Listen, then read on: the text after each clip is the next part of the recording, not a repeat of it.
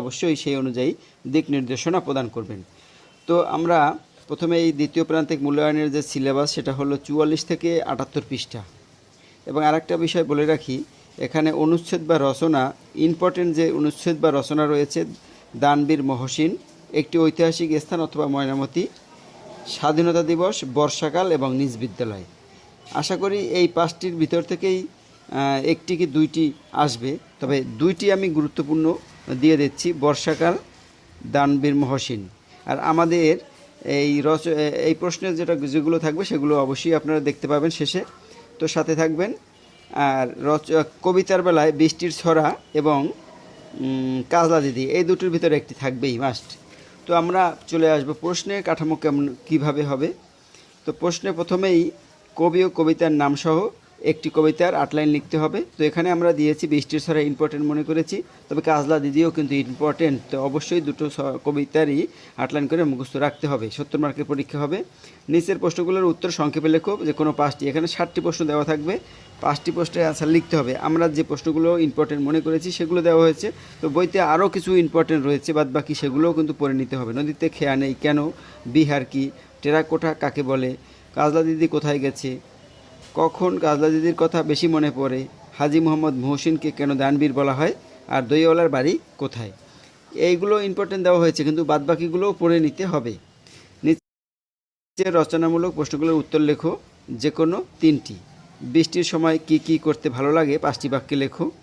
শিয়ালের বুদ্ধি বেশি গল্প থেকে কিভাবে তা বোঝা যায় 5টি বাক্যে লেখো। মহসিন সত্যিকারের মহৎ, এ কথা দিয়ে কি বোঝানো হয়েছে 5টি বাক্যে লেখো। কাঠামোবদ্ধ প্রশ্নগুলো, অমল কিভাবে দইওয়ালার গ্রাম সম্পর্কে জানে, অমল দইওয়ালা হতে চায় কেন। এখানে 4টি প্রশ্ন দেওয়া থাকবে, 3টি প্রশ্নের অ্যান্সার দিতে হবে, যেহেতু 5 মার্ক করে।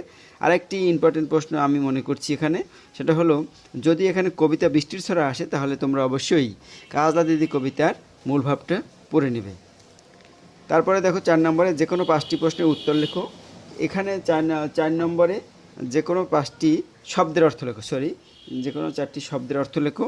এখানে বইয়ের যতগুলো সিলেবাসের যে অংশটুকু রয়েছে তার মধ্যে যতগুলো শব্দার্থ রয়েছে সবগুলো কিন্তু তোমরা পড়বে। তো আমরা এখানে দিচ্ছি দেয়া, গা, খনন, ঢের, জোনাই, দেখভাল এবং উদাস। আর 5 নম্বরে রয়েছে যে কোনো 5টি শব্দ দিয়ে বাক্য তৈরি করো, অর্থাৎ বাক্য গঠন। কিন্তু এখানে আরও কিছু বিষয় রয়েছে, শূন্যস্থান পূরণ থাকতে পারে 5 নম্বরে, শব্দ দিয়ে বাক্য তৈরি আমরা দিয়েছি, এটা থাকতে পারে, মিলকরণ থাকতে পারে এবং বহু নির্বাচনী প্রশ্ন অর্থাৎ টিক চিহ্ন থাকতে পারে। এই 4টার ভিতর থেকে একটি থাকবে, আমরা যে সেজন্য একটি বেছে নিয়েছি, শব্দ দিয়ে বাক্য গঠন। কিন্তু আরগুলোও কিন্তু তোমার শূন্যস্থান পূরণ, তারপর মিলকরণ, বহু নির্বাচনী, এগুলো তোমাদের ধারণায় থাকতে হবে। 6 নম্বরে যে কোনো 5টি বিপরীত শব্দ লিখো, যে কোনো 5টি বিপরীত শব্দ লিখো। তো বিপরীত শব্দের পরিবর্তে সমার্থক শব্দ আসতে পারে, ক্রিয়ার কাল আসতে পারে। 7টি থাকবে, 5টি করতে হবে। সমার্থক শব্দ একই শব্দের একাধিক অর্থ থাকে সেগুলো, আর ক্রিয়ার কাল যে অতীতকাল, ভবিষ্যৎকাল, বর্তমানকাল, এগুলো থাকতে পারে। তো আমরা এখানে দিয়েছি বিপরীত শব্দ, দিন, উপর, দিন, রাত, উপর, নিজ, নতুন, পুরাতন, দয়ালু, নির্দয়, প্রচুর, কম, ভয়, সাহস, আর কান্না, হাসি। এক কথায় প্রকাশ করো, 7টির মধ্যে থেকে 5টি। এটা হলো 7 নম্বরে। তবে 7 নম্বরে আরও কিছু থাকতে পারে, বিরাম চিহ্নের ব্যবহারটাও 7 নম্বরে থাকতে পারে, অথবা এক কথায় প্রকাশ, যে কোনো একটি থাকবে 2টির ভিতরে। তো এখানে দেওয়া হয়েছে কমিটি বা সংগঠন, পা দিয়ে পিষে দেওয়া, উপকারীর উপকার স্বীকার করে যে, কৃতজ্ঞ, ধাতুর তৈরি পয়সা, মুদ্রা। তারপরে দেখো এখানে আছে বৌদ্ধ সন্ন্যাসী, ভিক্ষু, নদী পারাপারের নৌকা, খেয়া, নদীমাতা যার, নদীমাতৃক। 8 নম্বরে দিয়েছি আমরা, নিচে যুক্তবর্ণগুলো ভেঙে শব্দ তৈরি করো, শব্দ দিয়ে বাক্য তৈরি করো। 5টি, কিন্তু থাকবে 7টি, 5টি। এখানে এটার কিন্তু কোনো অল্টারনেটিভ থাকবে না, অর্থাৎ 8 নম্বরে যুক্তবর্ণ থাকবেই। সুতরাং যুক্তবর্ণগুলো তোমরা অবশ্যই সুন্দর করে পড়বে। আমাদের পেজে কিন্তু যুক্তবর্ণর চার্ট দেওয়া রয়েছে, সেগুলো অবশ্যই ভালোভাবে একটু দেখার চেষ্টা করবে। এখানে ময়মায়াম্ম, খেউ, 6টে অষ্টা, 9 দয় রফলা, 9তে অন্ত, 6 ব্যাফলা, তাহলে বসে ব্যাফলা, আর দয় ধয়াধ্য। এছাড়া আরও বেশ কিছু যুক্তবর্ণ আছে, 30টার 35টার যুক্তবর্ণের একটি চার্ট আমাদের পেজে দেওয়া আছে, খুঁজে নেবে।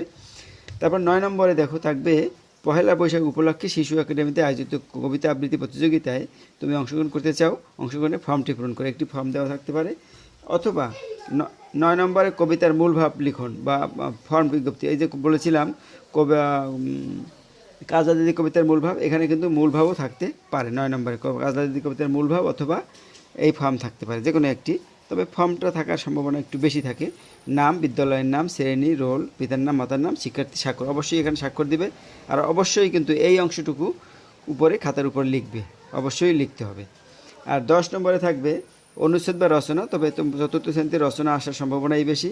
বর্ষাকাল, দানবীর মহসিন, একটি ঐতিহাসিক স্থান বা ময়নামতি, এই 3টি পড়লে আশা করি একটি তোমাদের আসবেই, তুমি বাংলাদেশের যেখানেই থাকো না কেন। আমার বিশ্বাস যে এই 3টির ভিতর থেকে একটি থাকবেই। তো এই ছিল মোটামুটি। ধন্যবাদ সবাইকে আমাদের সাথে থাকার জন্য। এর দ্বিতীয় প্রান্তিক